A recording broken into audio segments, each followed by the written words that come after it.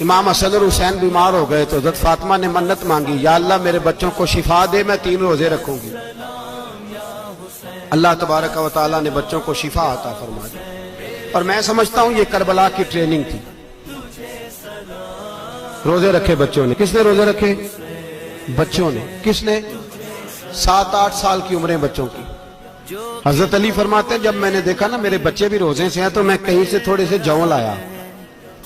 یہ شہزادے ہیں کائنات کے سب سے بڑے۔ فرماتے ہیں میں نے بی بی پاک کو دیے تو سیدہ پاک نے جوں پیسے روٹیاں پکائیں، اور جب عین افطاری کے وقت کھانا سامنے آیا تو دروازے پہ بھکاری آیا۔ عین اس بڑا بے نیاز ہے اللہ، عجیب رنگ ہے مالک کا۔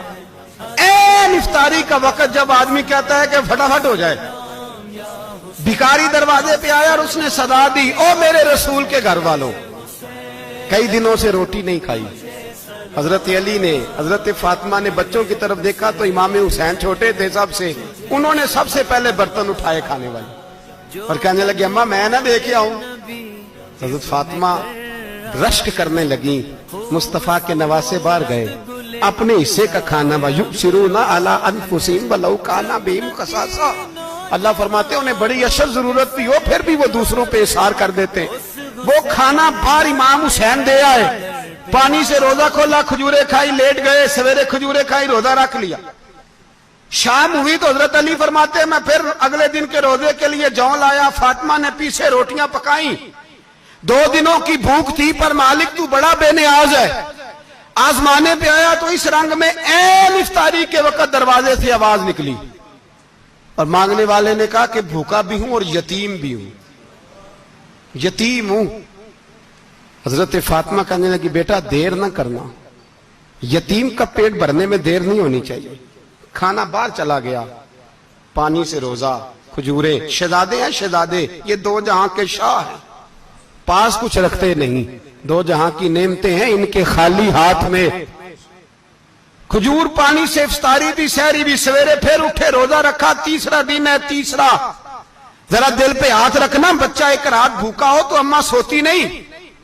اور میں کہا کرتا ہوں اماں فالج والی ہو نا، فالج والی ماں، فالج زدہ، تو آدھی رات کو اس کا بیٹا جوان کا تھوڑی بھوک لگی ہوئی تھی تو اماں کو رینگنا بھی پڑے تو وہ رینگ کے بھی جاتی ہے، روٹی پکاتی ہے، کہتے ہیں میرا لال بھوکا نہ سو جائے۔